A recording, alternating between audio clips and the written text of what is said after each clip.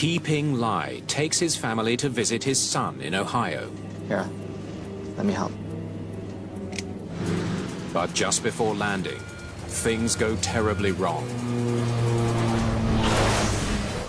And soon they're fighting for their lives. I didn't see any way possible that somebody in the crash could survive.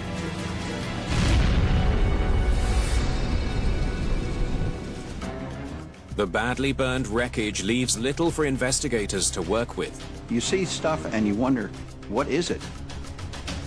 Looks like we're gonna have to figure this out the hard way. What they discover is unthinkable. Tony, what did you do? Wait, did I miss something? I was dumbfounded.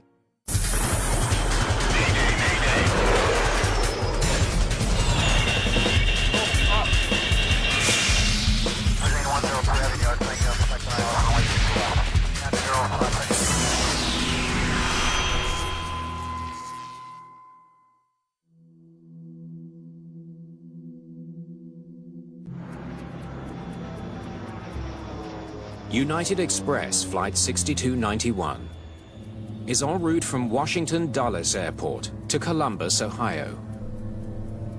A winter cold front has descended on the eastern seaboard, bringing freezing temperatures. Cold enough for you? Captain Derek White is at the helm. He's a seasoned pilot with more than 3,600 hours of flight time. Actually, I kind of like it. Really?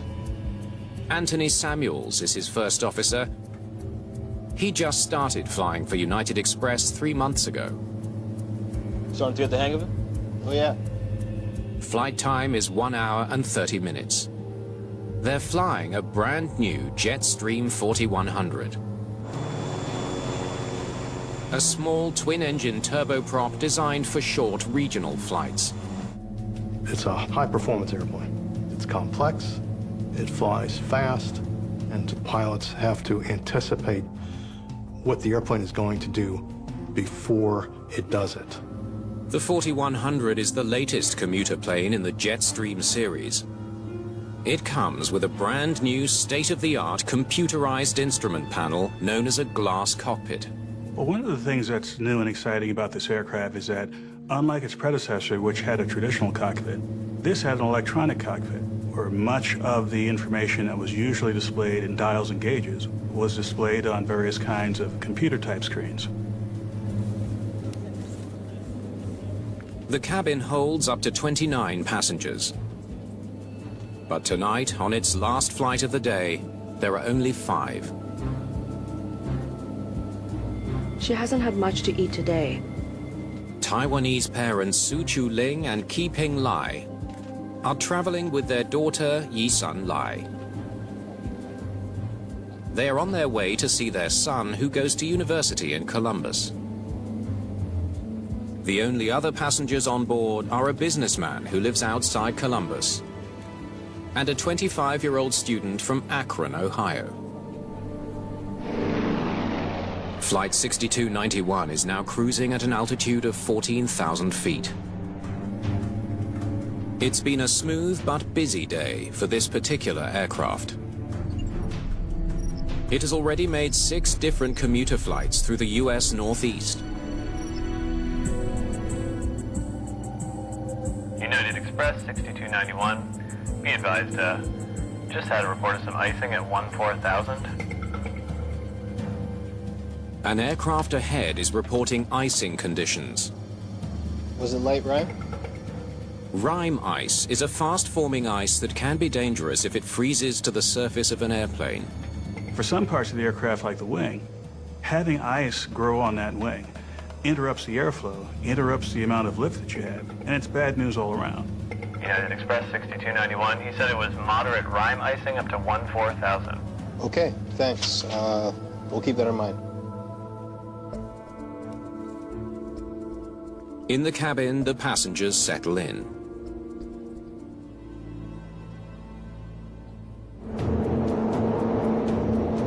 Approximately 50 minutes into the late-night flight, the captain is getting more concerned about the weather ahead.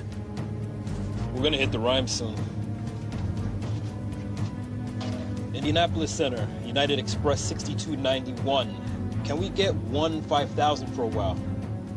He wants to climb to 15,000 feet to get above the icing conditions.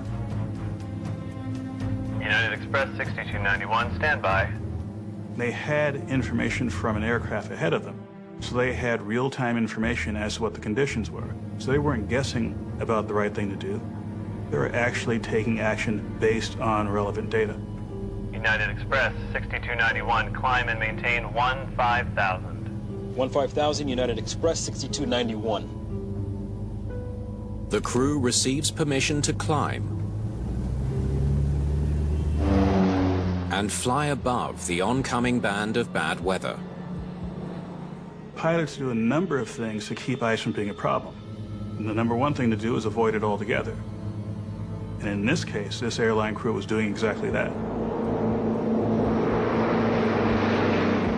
After flying for another several minutes above the clouds, I'm in the approach chart. the pilots are ready to begin their descent. Okay, we'll do the ILS for runway 28 left. Any questions? No questions. An ILS is an instrument landing system which uses radio navigation aids to provide the flight crew with a reference point as to how they are aligned with the runway. In the cabin, the passengers also prepare for landing. Do you need help with your seatbelt?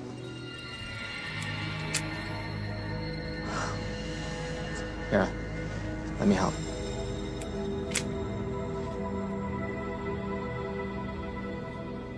The commuter flight has begun descending back through the clouds. They'll be landing in approximately 6 minutes. What are the surface winds down there again? 330 at 4 knots. Thanks. Almost there.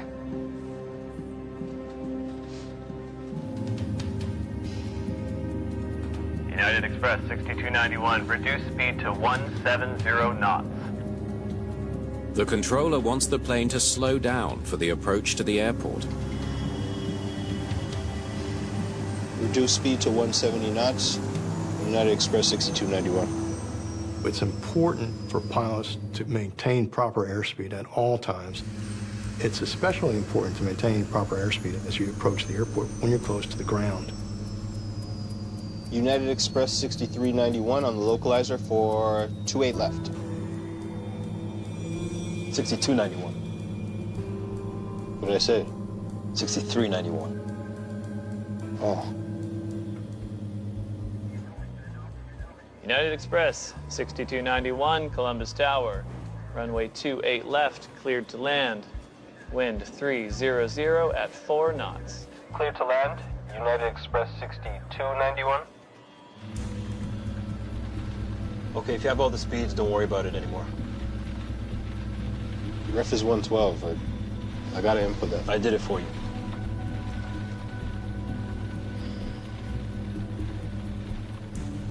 Here comes the glide slope. The glide slope is the ideal path that the plane should follow as it descends to the runway. The airport's instrument landing system uses radio signals to guide the plane in at an angle of 3 degrees. That's a standard set of degrees that's going to be nice and stable where you can control the aircraft in all phases of flight up to landing. Okay, and remarker inbound. Roger. Don't forget to give me my call-outs. The captain reminds the first officer to call out altitude and airspeed readings. 1014 is decision height. 1,000? Okay, 1,000 above. The decision height is the altitude at which the pilot must be able to see the runway markings or else abandon the approach.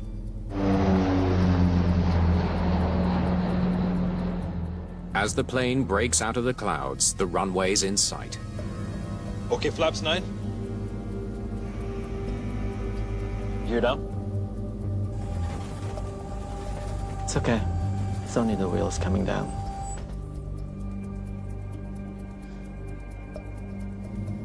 The flight is just moments away from touching down at Columbus Airport.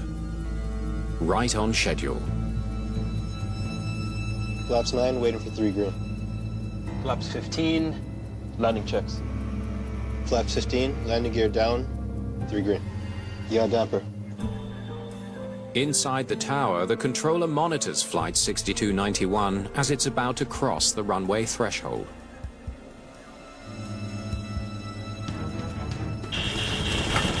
The plane becomes impossible to control. Tony, what did you do? I did nothing.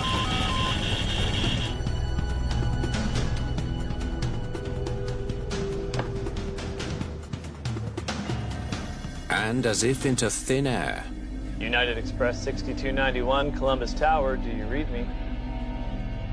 6291 vanishes from radar.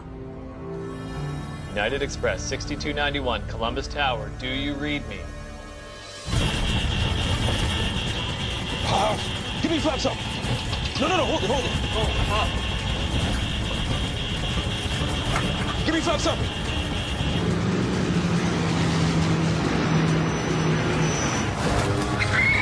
Hold tight! Only 1 mile from the runway.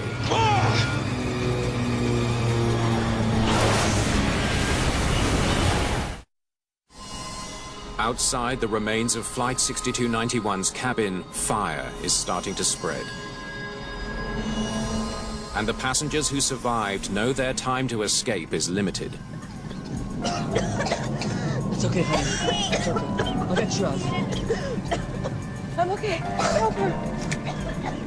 Keeping Lai finally gets his seatbelt undone and turns to help his daughter.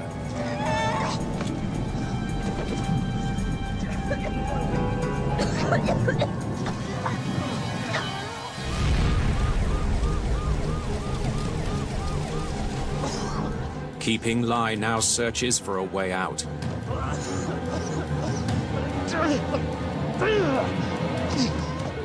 The emergency exit won't open. He tries the rear of the plane. The situation is critical. Leaking fuel from the crash could ignite an explosion at any moment. Finally. Come on, you have to move. You first. I'll be right behind.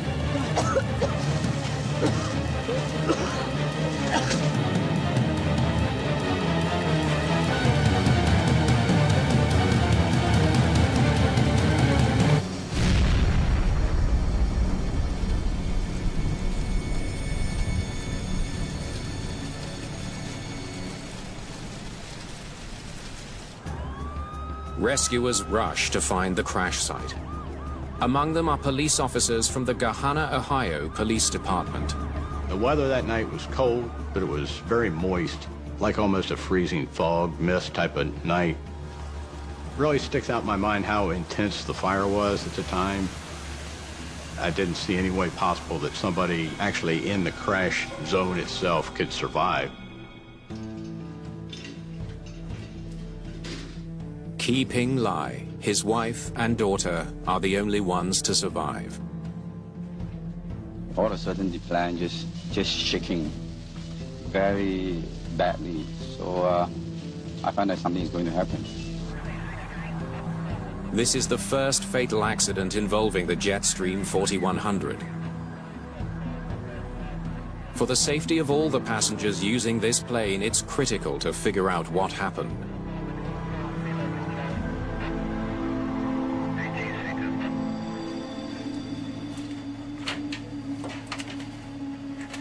By morning, investigators from the National Transportation Safety Board, including lead investigator Al Dickinson, are on the scene.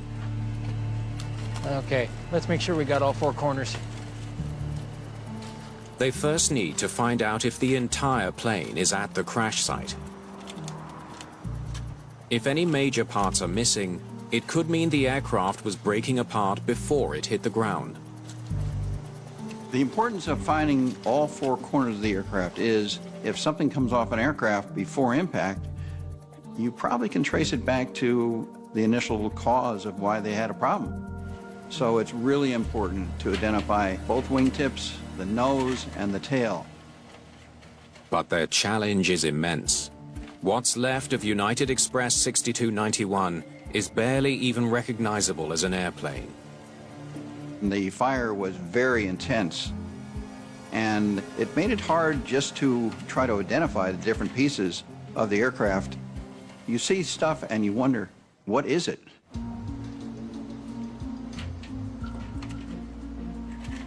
We've got the nose over here. We've got the tail over here. We found all four corners of the aircraft right at the accident site. And we've got the wings out over there. So the aircraft was intact until it contacted the ground. And therefore, you can eliminate any structural thing that might have happened during flight. The plane did not start coming apart in midair.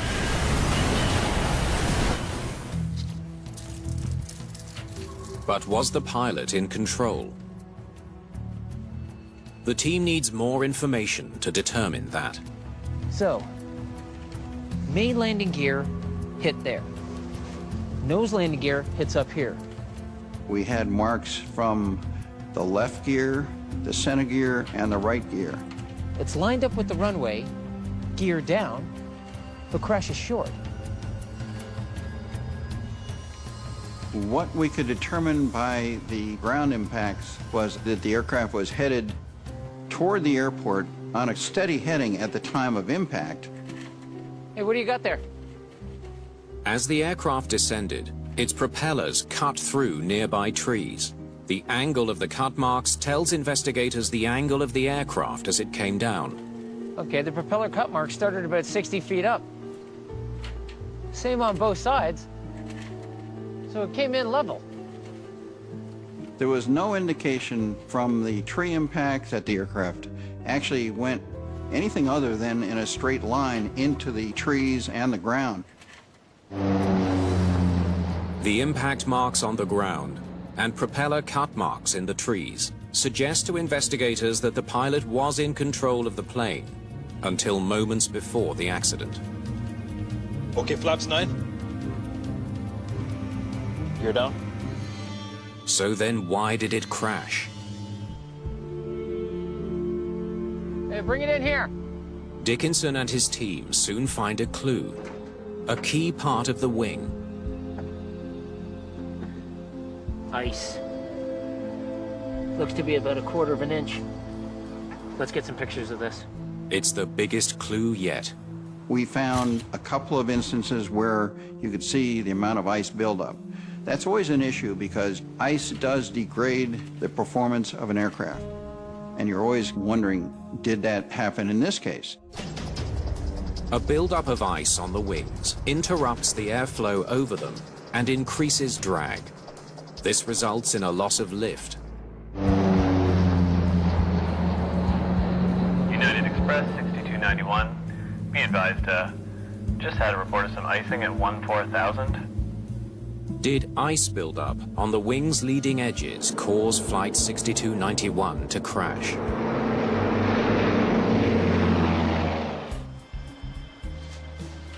Yes. Now that's what I wanted to see. Yeah, they're pretty banged up. Let's get them shipped out. The flight data recorder and cockpit voice recorder are found nearly side by side, deep in the wreckage. Whenever there's a serious post-crash fire, it could literally destroy the evidence that's needed to figure out what happened to the aircraft. Two of the most important things on any airliner, of course, are going to be the flight data recorder and the cockpit's voice recorder.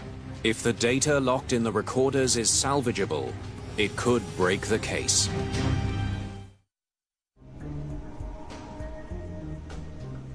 While investigators wait to see if the data on the flight recorders can be recovered, So we know we had 1/4 to 1/2 inch of ice on the leading edge of the wing.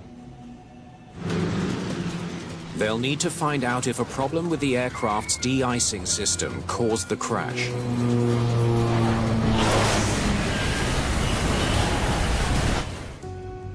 Maybe it was icing. The most important system that was on the aircraft for icing or anti-icing systems for the wings. Now that's important because, quite simply, the wings provide lift, and without lift, it's difficult to maintain both airspeed and proper control of the aircraft. The Jetstream 4100 is equipped with a de-icing boot, a rubber membrane installed over the wing edge that inflates to break up any accumulated ice. Rather than melting the ice, it sort of cracks the ice and the ice falls off because it's no longer able to adhere to the wing. But damage to the wings The boots are completely melted. prevents the investigators from determining if the de-icing system was deployed and working properly prior to the accident.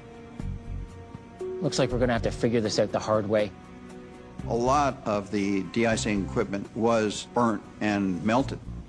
When you have severe fire damage, you never know what's going to be testable and what's not.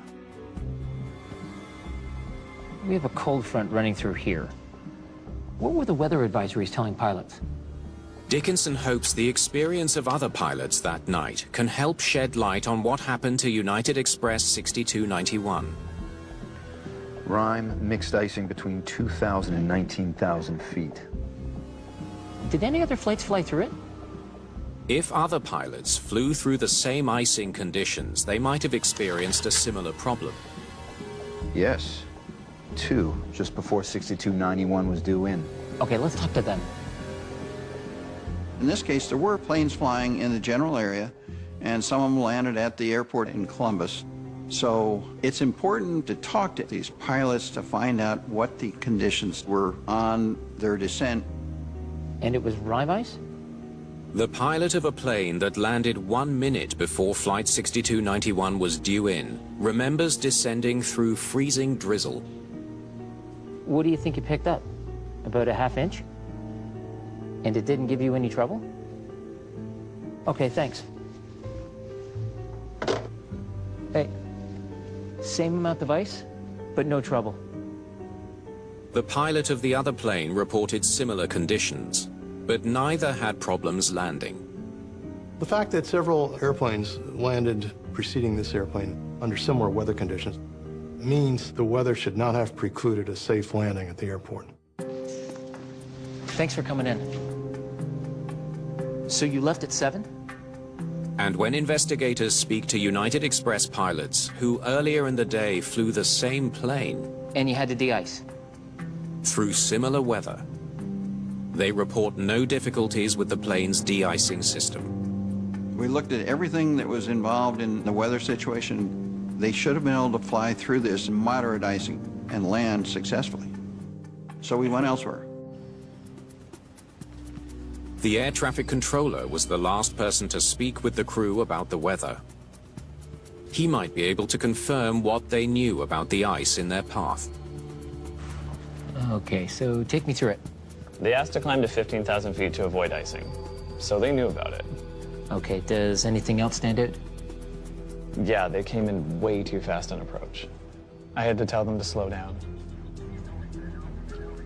United Express 6291, reduce speed to 170 knots. Reduce speed to 170 knots, United Express 6291. It's very unusual for an air traffic controller to tell a pilot to slow down at that close to the airport. Pilots can only land the airplane within just a few knots to land it safely. So to get to that point, the pilot had to slow the airplane, and the faster he was going, the less time he had to do that. It's a startling new clue. But why were the pilots flying so fast, so close to the airport?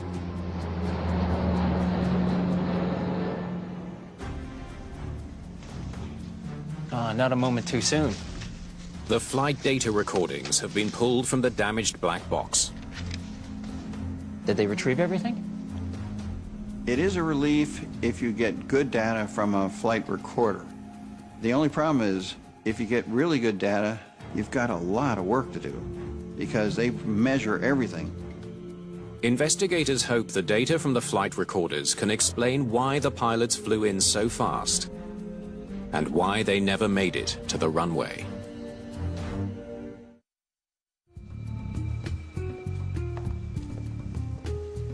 Okay, this is the ice that they flew through. Dickinson and his team have now reviewed the flight data recordings and plotted Flight 6291's airspeed and altitude into a descent profile. Wow, 240 knots. They are screaming through this. And looks like a slam dunk. When I looked at the FDR data, it gave me a definite indication that these guys were just trying to get through that icing condition by doing a slam dunk type approach. A slam dunk is when a plane nears the approach high and then descends rapidly to the runway, often to get through bad weather quickly. But it's a risky maneuver. The thing about doing a slam dunk is that you can fly really fast to get through ice. But if you don't look well ahead of the aircraft, you can easily slam it right into the earth before you realize that you've done it. Here, they're going so fast, the controller has to slow them down. United Express 6291, reduce speed to 170 knots. And then, speed and altitude drop and drop and drop. Did the pilots lose control of their plane while performing a slam dunk? Barely 3 minutes later, they're at 100 knots. What's the airspeed supposed to be? Operations manual says 130 knots. So they go from way too fast to way too slow. How'd they manage that? Investigators turned to the flight data recorder, looking for something that might explain the drastic change of speed. It's here. They pulled the thrust back to idle, and they left it there. That'll slow you down, but slow enough to stall? ATC said to slow the aircraft down, and that's what the pilot did. Reduce speed to 170 knots, United Express 6291. The trouble is that the aircraft never stopped slowing down. There's got to be more. They were doing all this with the autopilot on. So right up until before they crashed, they were using the autopilot to help them land? When the autopilot is on during an approach, it controls the aircraft's pitch and roll. This is a workload reducing sort of thing for the pilot. If they don't have to worry about keeping the aircraft on a particular angle or particular direction toward the runway, they can focus their attention on other parts of the landing. Here comes the glide slope. In all the years that I flew in the cockpit as an NTSB investigator, I rarely saw pilots offload the approach to an autopilot. The overwhelming majority of the times, the pilots flew the approach manually. They wanted to do that. They liked doing that because it's fun and because it keeps them sharp. When a pilot selects the autopilot will fly the approach perfectly, but it's up to the captain to monitor and control the airspeed. So they move thrust to idle. The plane slows down below the safe approach speed, which makes it descend. And the autopilot tries to climb. Because the plane drops below the glide slope, the autopilot pitches the nose up to regain altitude. But this slows the plane even more. It's what brings Flight 6291 to a stall. Tony, what did you do? I did nothing. What were these guys thinking? Listening to the conversations on the cockpit voice recorder may be the only way left to solve the mystery of the crash.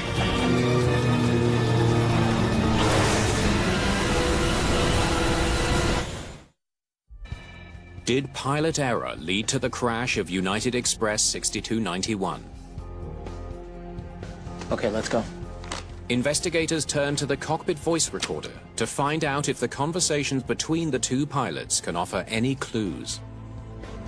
Cold enough for you? Actually, I kind of like it. Really? It's the only place where we can listen to what's going on inside the cockpit. So you're starting to get a hang of it? Oh, yeah. You can tell from the interaction between the captain and the first officer, whether they work better or they work worse. If one guy had a bad night, just by their comments, you can tell what they're doing. The CVR confirms that the crew was aware of the icing conditions. We're going to hit the rime soon. Okay, so they definitely knew what they were flying into. The question is, how did they deal with the icing?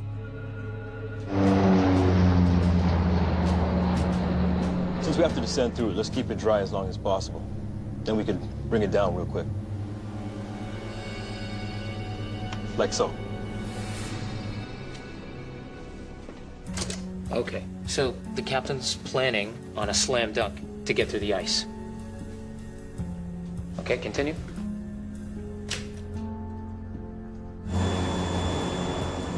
10 minutes later in the flight. What are the surface winds down there again? 330 at 4 knots. Thanks. Tell you what. Yeah. Bust the boots.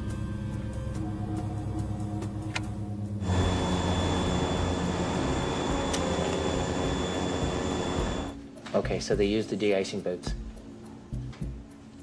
Investigators scrutinize the pilot's conversation as the plane descends past the icy conditions towards its destination.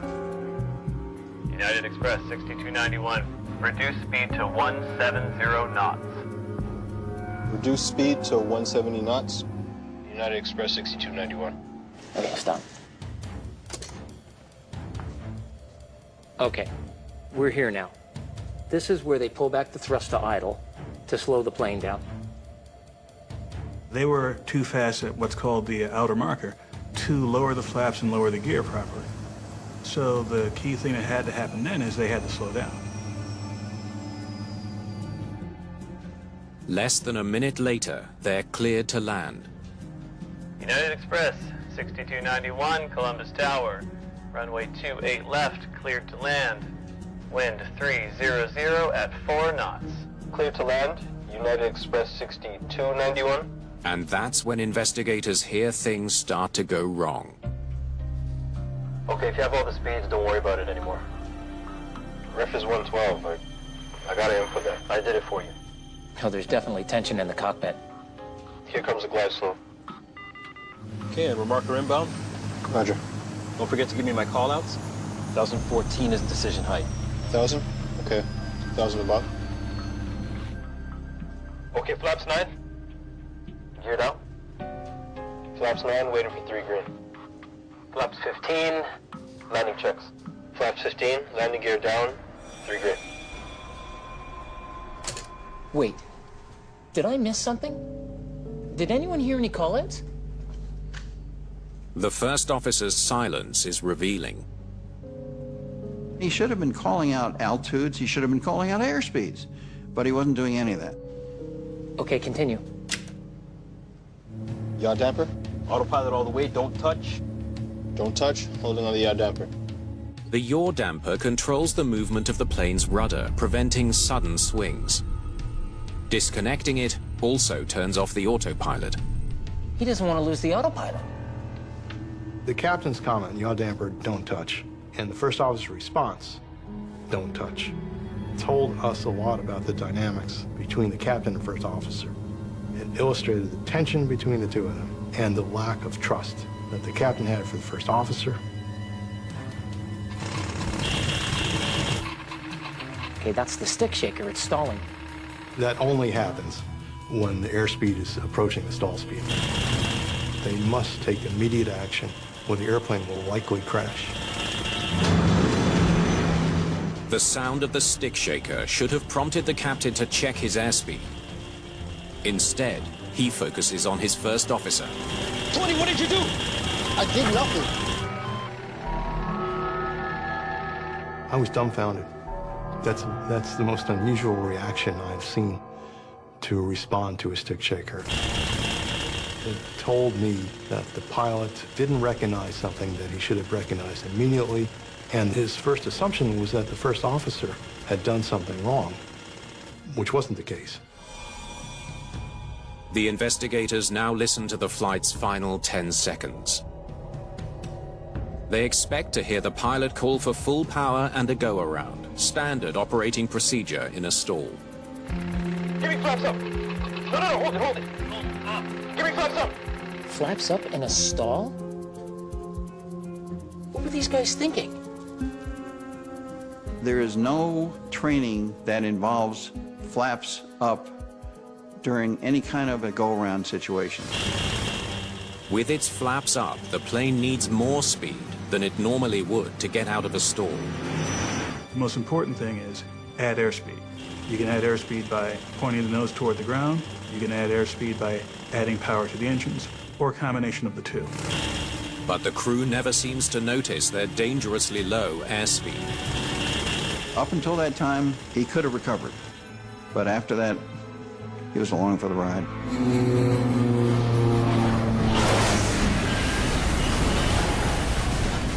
From the CVR, it's pretty clear that the captain did not feel he could rely on the first officer.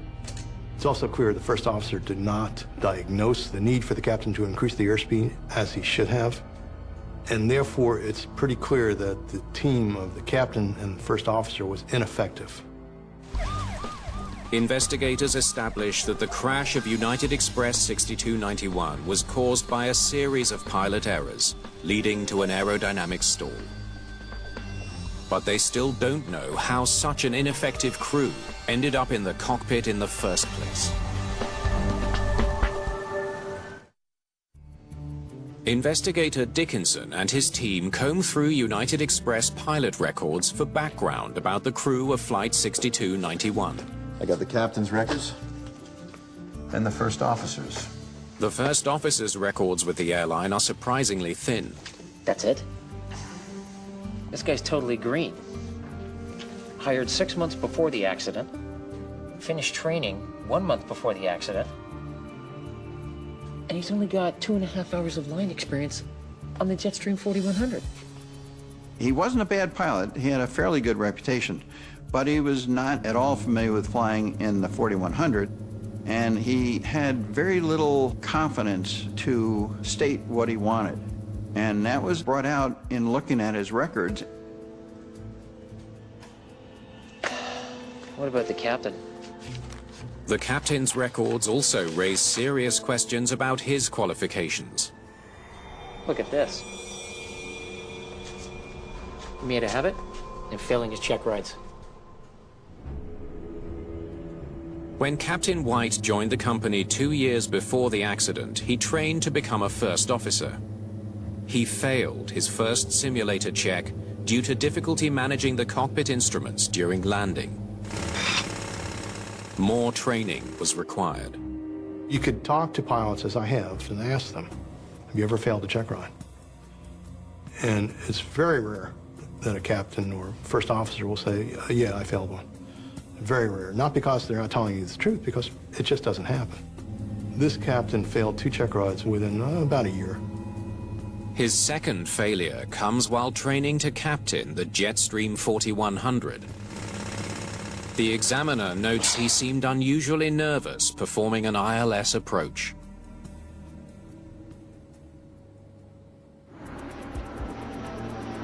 But after 2 hours and 20 minutes of additional flight training, he passed his follow-up check ride and became a captain on the 4100. As far as the training he received after failing, it was less than 2.5 hours of flying time. That to us is unsatisfactory. It's just, how much can you learn in one flight, basically? Next, investigators call first officers who have previously flown with the captain to find out about his habits when landing. So he usually used the autopilot while he was landing? Thank you. When a pilot constantly uses autopilot, I hate to say he's lazy, but in reality, he doesn't have confidence in himself to fly approaches. And Pilots need to have that confidence. And in this case, it really resulted in a very bad situation. Investigators conclude that United Express should not have paired a novice first officer and a captain with a history of failures on the 4100. You started to get the hang of it? Oh, yeah.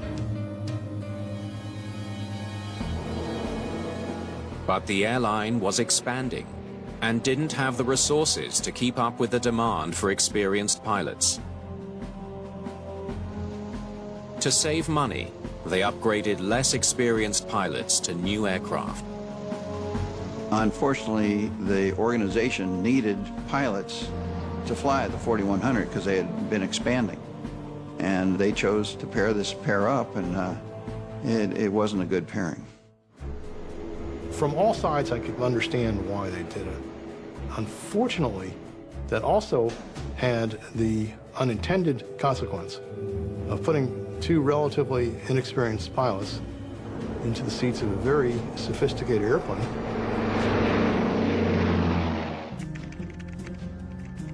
In their final report, the NTSB concludes that pilot error was the primary cause of the crash of United Express 6291. Yaw damper. Autopilot all the way, don't touch. Don't touch, holding on the yaw damper.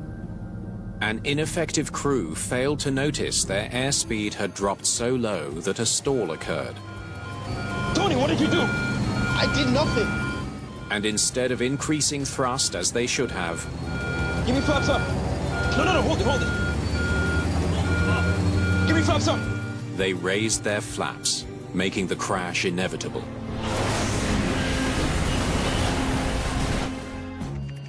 Why the captain and first officer missed the airspeed, to me, is at the heart of this accident. The captain was under so much stress, focusing on the flight path, that he didn't have the ability to take in additional information. The first officer, who's inexperienced, we know that he was somewhat intimidated by the captain. Therefore, I don't believe he felt comfortable volunteering information to the captain that he wasn't 100% sure of. I think you put all that together, and one can understand, although not excuse, why they both missed the airspeed. The NTSB recommends more training on recognizing and recovering from a stall, and on managing high-speed approaches. But one of the more notable results of the investigation comes out of the cabin, rather than the cockpit of Flight 6291. The survivors indicated that they had a hard time releasing the buckle, and they struggled with it. They had to release tension in order to get the buckle to work right. We tested those belts and found when you put them under tension, they couldn't release them.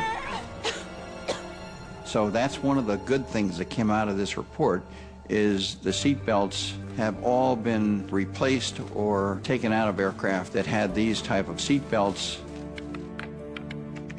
It's a valuable finding from a tragedy that could have been avoided. This accident was very likely evidence of the flight crew, specifically the captain, perhaps leaning on technology too much.